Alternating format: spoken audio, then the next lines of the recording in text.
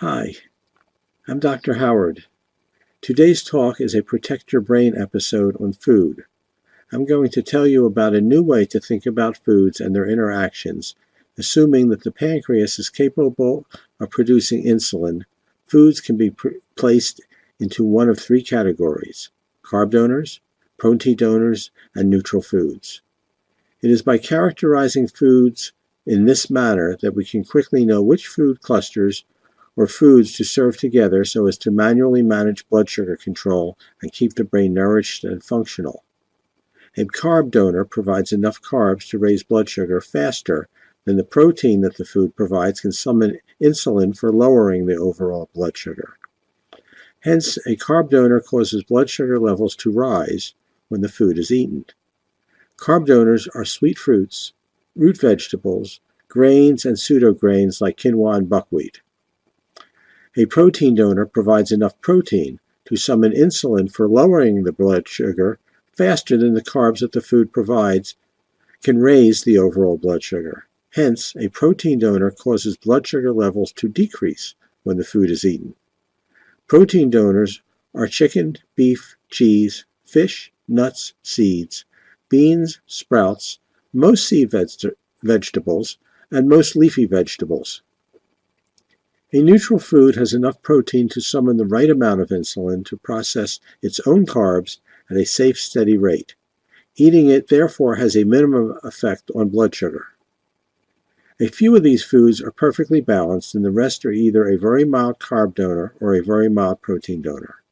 Mixing them to make a salad tends to result in a neutral side dish, providing carb and protein donors are not added to the salad. Neutral foods are lettuces, green beans, and a couple of leafy or seed vegetables, and vegetable fruits like artichoke, avocado, and kohlrabi. This suggests that our food supply has a natural balance built into it that we can use to allow us to consciously regulate our blood sugar to help minimize the stress from eating meals. This is especially important if the automatic blood sugar control methods that our body employs from birth have been damaged and have started to fail. It's a typical example of how nature has equipped us with multiple backup control systems to help assure our survival. Over time, more and more information about how different foods can be combined to provide protein-carb balance will be posted on my website, www.neurocalibrate.com. That's www.neurocalibrate.com. One other important matter needs to be mentioned. Some of us have carb limits that must be honored if we expect our blood sugar to behave itself.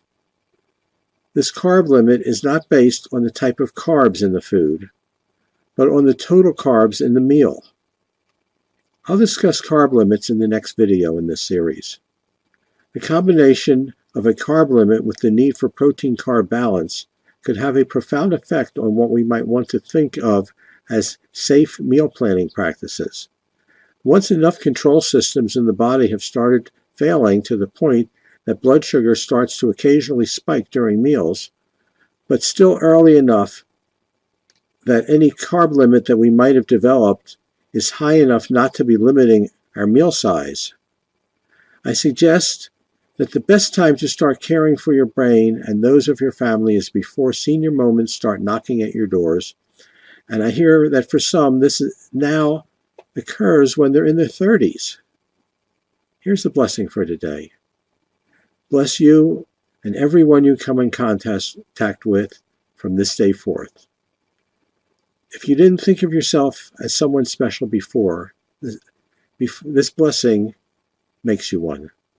Bye.